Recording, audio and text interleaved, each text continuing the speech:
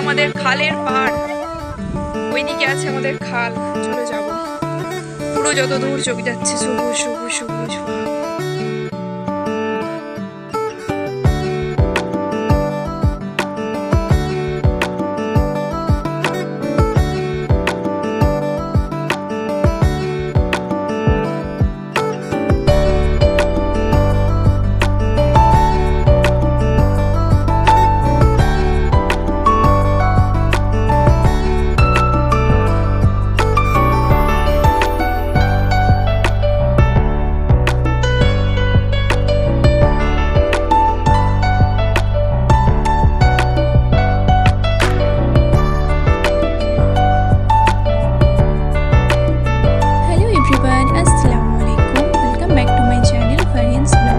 কেমন আছো সবাই? আশা করছি তোমরা সবাই অনেক ভালো আছো। তোমাদের দোয়াতে আমরাও কিন্তু অনেক অনেক ভালো আছি। আজকে চলে এসেছি নতুন একটি ব্লগ নিয়ে তোমাদের সামনে। দেখে বুঝতেই পারছো বাড়িতে নেই, আমি বাইরে বেরিয়েছিলাম। কোথায় গিয়েছিলাম সেটা বলছি তোমাদেরকে। তো এখন থেকে ভিডিওটা আমি শুরু করলাম। আশা করছি ভিডিওটা অনেক অনেক ভালো লাগবে আর পুরো ব্লগটা তোমরা দেখবে খুব ভালো লাগবে। তো আমি এসেছিলাম ইজানের চুল কাটাতে। ইজানের চুলটা বেশ বড় হয়ে গেছিলো, যার কারণে ওকে নিয়ে এসেছিলাম স্যালনে। তো ওর চুলটা এখন কাটা হচ্ছে, দেখতেই পাচ্ছ। আর আমি এখানে বসে আছি। তো এখান থেকেই ব্লগটা আমি স্টার্ট করেছি। দেখো কত সুন্দর খুশি খুশি কাটিয়ে নিচ্ছে। চুল কাটার নাম শুনলেই কিন্তু আগেও কান্না করতো, এখন দেখো একদমই কান্না করছে না। দেখে আমার খুব ভালো লাগছিল। আর কি বলো তো, অনেক দিন ধরে আসবো করছিলাম। ওর চুলটা বেশ ভালোই বড় হয়ে গেছে, কিন্তু ওই বললাম যে ওর সুন্নত হয়েছে, যার কারণে ওকে নিয়ে বেরোতে পারছিলাম না। এখন আলহামদুলিল্লাহ পুরোপুরি সুস্থ আছে। আজকে ভাবলাম যে যাই, যেয়ে চুলটা কাটিয়ে নিয়ে আসি।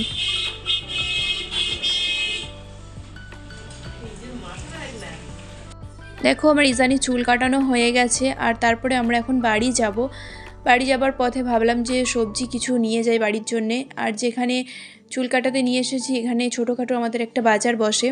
এইটা আমাদের মেন বাজার না, আমাদের মেন বাজার আছে অন্য জায়গায়, সেখানে অনেক বড় বাজার হয়। তো এইটা ছোটোখাটো আমাদের একটা বাজার। আর এখানে দেখলাম যে ভালো ভালো বেশ ফ্রেশ ফ্রেশ সবজি পাওয়া যাচ্ছে, যার কারণে ভাবলাম যে চলো বাড়ির জন্য কিছু নিয়ে যাই। তো সবজি দেখে আমার মনে হলো যে আজকে যে ভেজিটেবল খিচুড়ি বানাবো, তো যার কারণে আমি বেছে বেছে ভালো ভালো থেকে ফ্রেশ ফ্রেশ সবজি নিয়ে নিলাম। আর এই হচ্ছে আমাদের মার্কেট। তো এখানেই চুল কাটালাম, চুল কাটিয়ে দেখতেই পাচ্ছ ছোটোখাটো একটু বাজার। তো বাজার করে দেন আমরা বাড়ি এসে গেছিলাম। বাড়ি এসে আবার তোমাদের সাথে দেখা হচ্ছে। তো গাইস বাড়ি এসে গেছি। বাড়ি এসে খিদে লেগে গেছিলো, খেলাম। খেয়ে দিয়ে চলো কি কি সবজি এনেছি তোমাদেরকে দেখাই। দেখো গাইস এখানে সবজি এসেছে, কত রকমের সবজি। এটা হচ্ছে মূলো শাক, এখানে আছে ধনে পাতা, বেগুন, করেলা, গাজর, ক্যাপসিকাম, টমেটো, এটা হচ্ছে পালং শাক।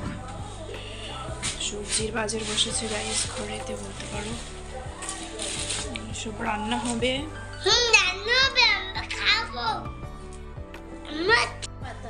তো এখন গাইস রান্নার জন্য সবজি কাটা হচ্ছে, সবজি বাজারে। আর চলো কি কি রান্না হয় তোমাদের সাথে শেয়ার করব। আর গাইস তোমরা জানাবে আমি কি একটু রোগা হয়েছি এখানে এসে। আমার তো মনে হচ্ছে এখানে এসে আমি একটু রাইড করছি, যার কারণে আমাকে একটু রোগা লাগছে। তো তোমরা জানাবে তোমাদেরকে রোগা লাগছে কি না। তো চলো। তো গাইস আজকে বানানো হবে খিচুড়ি, তোমাদেরকে বললামই। আর শীতকাল মানেই জানোই সুন্দর সুন্দর সবজি, আর সবজিগুলো এতই ফ্রেশ যে ভাবলাম আজকে খিচুড়ি করা যাক। চলো তোমাদের সাথেও শেয়ার করব। বাহ ইজু চুল কেটে তো অনেক সুন্দর লাগছে, অনেক সুন্দর লাগছে। কি চুল কাটতে নিয়ে গেছিল? বাবু টাকলা আছে, ইজানের চুল আছে, বাবুর অনেক চুল আছে। বাবু টাকলা আর কত চুল। হ্যালো। এইখানে দেখো সমস্ত রকম সবজি কাটা হয়ে গেছে। আর আলুও দেওয়া হবে খিচুড়িতে। আলুটা পছন্দ করে বাড়ির সবাই, যার কারণে আলু দেওয়া হয়েছে, কাঁচা আলুই দেওয়া হবে। আর এখানে সবজি দেখতে পাচ্ছ, বাঁধাকপি আছে, ক্যাপসিকাম, টমেটো, গাজর, বিনস, পালং শাক, অনেক কিছু সবজি দেওয়া হয়েছে। গোবিন্দভোগ চালের আজকে খিচুড়িটা হচ্ছে। এখানে দেখো জিরের ফোড়ন দিয়ে পেঁয়াজ, লঙ্কা, তেজপাতা সব এগুলো ভালো করে লাল করে তারপরে হচ্ছে এক এক করে সবজিগুলো দিয়ে রান্নাটা হবে। চলো তোমরা দেখতে থাকো, আশা করছি অনেক ভালো লাগবে। আর তোমরা কারা কারা এই শীতকালে খিচুড়ি বানিয়ে খাচ্ছ আমাকে কমেন্ট করে জানাবে। শীতকাল মানেই দেখছো সবজি ভেজিটেবল, আর ভেজিটেবল মানেই হচ্ছে দারুণ দারুণ রান্না। কথাই বলতে পারো শীতকাল মানেই হচ্ছে জমিয়ে খাওয়া দাওয়া। শীতকালে কি বলো তো, খাওয়া দাওয়ার যেমন করে শান্তি, তেমন ঘুরে বেরিয়ে তারপরে পিকনিক করে এইসব জিনিস করে কিন্তু দারুণ মজা। তো সামনেই আসছে 25 ডিসেম্বর, আমাদের প্ল্যান আছে সবাই মিলে পিকনিক করব ছোটোখাটো বাড়িতে। তো দেখা যাক কতটা কি হয়, তোমাদের সাথে অবশ্যই ব্লগ শেয়ার করব। বাড়ির সবার কিন্তু এই খিচুড়ি অনেক পছন্দ, আর গোবিন্দভোগ চালের হলে তো মানে এর স্বাদ আরও দ্বিগুণ হয়ে যায়, যার কারণে সবাই অনেক পছন্দ করে। খুব ভালো হয়েছিল খিচুড়ি। এই ডিসেম্বর মাসে তোমরা কে কোথায় ঘুরতে যাচ্ছ, কে কীভাবে দিন কাটাচ্ছ, কে কী রান্না করে খাচ্ছ মজার মজার, আমাকে কিন্তু কমেন্ট করে তোমরা জানাবে। তোমাদের এই সুন্দর সুন্দর কমেন্টগুলো পড়তে কিন্তু সত্যিই অনেক ভালো লাগে। তো এবার চলো কিছু কমেন্টের রিপ্লাই করা যাক, যেটা আমি ভাবলাম যে ভিডিওর মাধ্যমে করলে আরও বেশি ভালো হবে, আর যারা আমার ভিডিওটা দেখবে তাদেরও ভালো লাগবে। প্রথমেই বলি, এমন কিছু ফ্যামিলি মেম্বার আর এমন কিছু বন্ধু বোনেরা আছে যারা আমার রেগুলার ব্লগ দেখে, তাদের সেই সুন্দর সুন্দর কমেন্ট পেয়ে সত্যি বলতে আরও মানে ভিডিও করার যে আগ্রহটা আরও বেড়ে যায়, আরও ভালো লাগে। একদিন না ব্লগ দিলে তারা আবার কমেন্টে জিজ্ঞাসা করে যে আজকে কেন ব্লগ ছাড়োনি। তো এই যে প্রশ্নটা, সেইটা সত্যি এত ভালো লাগে। মাঝে মাঝে মনে হয় যেন ভিডিও করব না, ভিডিও করার ইচ্ছা হয় না, কিন্তু যখন তাদের সেই কমেন্টগুলো পড়ি সত্যিই ভালো লাগে। তো ফার্স্টেই একটা কমেন্ট যে দিদিভাই করে, সে অনেক বড় বড় কমেন্ট করে। বড় কমেন্ট করলে দেখবে পড়তে কিন্তু ভালো লাগে, আর সমস্ত কিছু মানে মিক্স করে আমাকে কমেন্টটা করে। ভিডিওর মধ্যে আমি যা করি সমস্ত কথাগুলো সে কমেন্টের মাধ্যমে আমাকে লিখে বলে। তো তার নাম বলি সাকিনা দিদিভাই। তুমি যদি আমার ব্লগটা দেখে থাকো তো তোমার নাম নিলাম ফার্স্টে। তুমি আমার সাথে অনেক দিন ধরেই জুড়ে আছো, আর মেদিনীপুর থেকে দিদিভাই আমার ভিডিও দেখে, এত সুন্দর সুন্দর কমেন্ট করে, এত ভালোবাসা দেয়। তো অনেক অনেক তোমাকে ধন্যবাদ এইভাবেই সাপোর্ট করার জন্যে, এইভাবেই ভালোবাসা দেওয়ার জন্যে। আর আরেকটা দাদা, ইজানের খাতনার যে ব্লগটা আমি আপলোড করেছিলাম, তাতে একটা দাদা কমেন্ট করেছে বাংলাদেশ থেকে, 12 লাইনের কমেন্ট করেছে। সত্যি বলছি ফার্স্ট টাইম আমার ব্লগেতে এত বড় কমেন্ট কেউ করলো।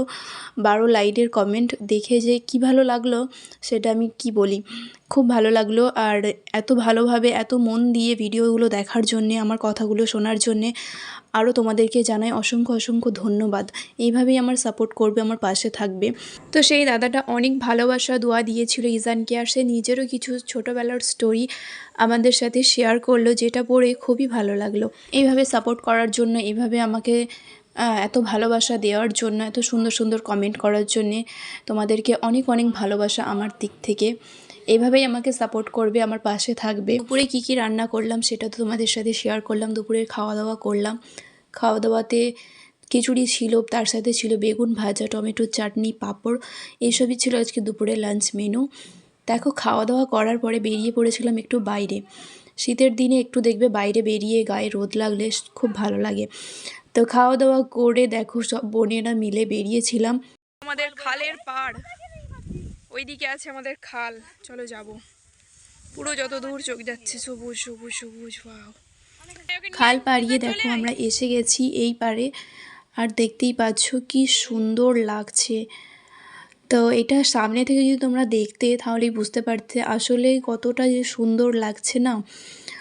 ক্যামেরাতে হয়তো অতটা বুঝতে পারছো না তোমরা, কিন্তু সামনে থেকে যে কি ভালো লাগছে, তোমরা যদি সামনে থেকে না দেখো এটা বুঝতে পারবে না। এই যে পুরো মাঠটা আছে, এখন এখানে আলু সর্ষে সমস্ত কিছু চাষ হয়েছে। এইগুলো যখন বড় হয় সেগুলো দেখতে কিন্তু আরও সুন্দর লাগে।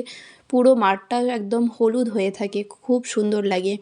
এখন ছোট ছোট আছে যার কারণে অতটা বুঝতে পারা যাচ্ছে না, আর কিছুদিনের পরেই দেখবে এগুলো বড় হয়ে যাবে, তখন কিন্তু আরও সুন্দর লাগে দেখতে। একটু দেরির জন্যই আমরা বেশ ঘুরে দেখলাম চারপাশটা, তারপর আমরা বাড়ি এসে গেছিলাম।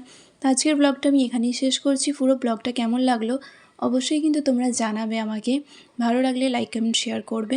আর দেখো আমি আজকে পরেছিলাম হচ্ছে শাড়ি। তোমরা তো জানোই রোজ দিনই এখানে প্রায় বলতে পারো শাড়িই পরছি, কেন কি এখানে আসলে সবাই বলে যে শাড়িটা পরো, শাড়ি পরলে বেশ ভালো লাগে, যার কারণে শাড়ি পরছি। আর কি বলো তো, এখানে সামনেই আছে খাল, আর ইজানকে দেখতেই পাচ্ছ কত লাফালাফি করছে, সেই জন্যে বাড়ি এসে গেছিলাম। তো চলো আবারও দেখা হচ্ছে নতুন একটা ব্লগে। আল্লাহ হাফিজ।